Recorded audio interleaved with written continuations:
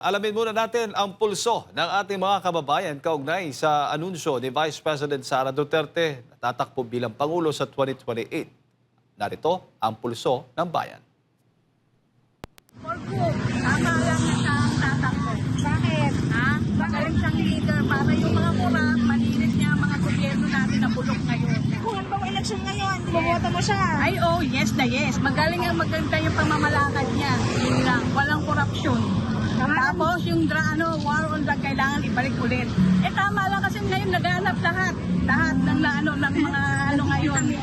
Lahat naghanap yung mga krimen dahil sa droga at korupsyon.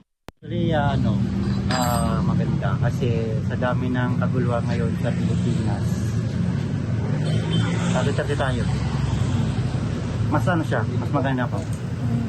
Para mabalik yung pangay sa Pilipinas kasi dami na kasi ngayon mga gulo kami. Kaya yung tapos mga krimen, yung mga rape, mga rape ngayon, yung mga rape na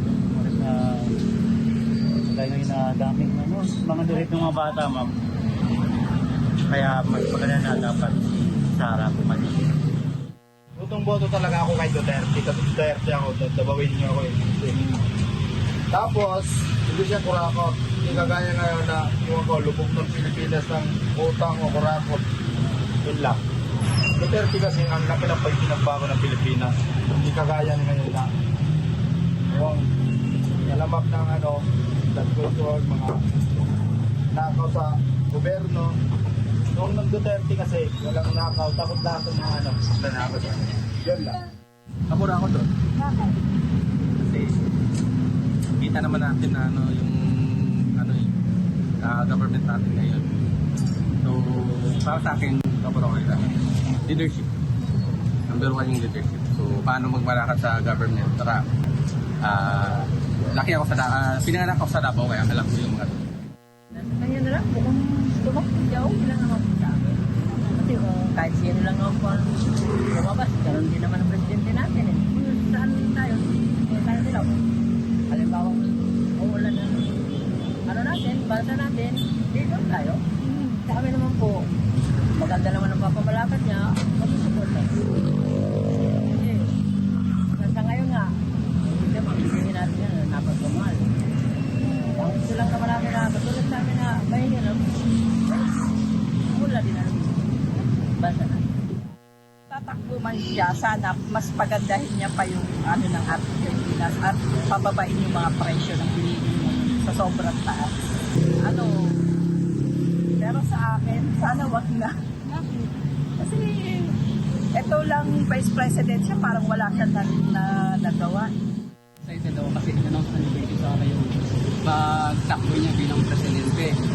Ngayon, yung mga congressman, mag-isip-isip na sila sa decision nila sa impeachment kay Baby Sara.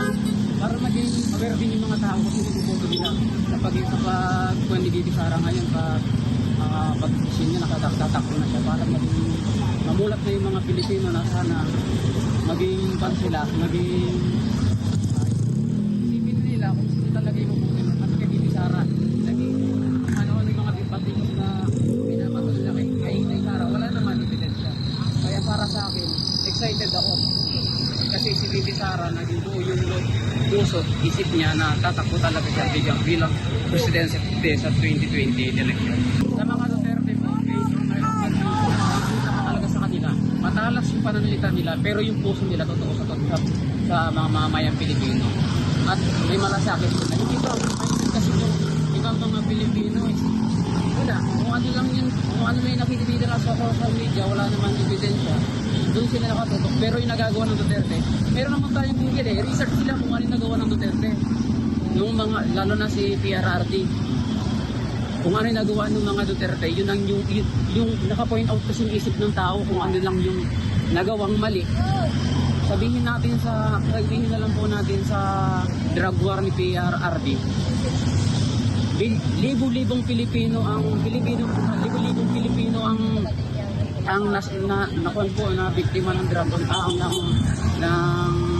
mga drug libo-libo po. Pero ang kinukuha na po nila sa isip nila is yung mga biktima ng drug on war, yung mga extrajudicial killing yung sinasabi po nila. Pero kung para sa akin, mas marami pong biktima ng drug addict. Katulad po ngayon, kung saan-saan na naman po dito sa Pilipinas na mga drogista, mga bata, nire-rape, tinatapon na lang kung saan-saan. Ayun lang po yung point ko doon.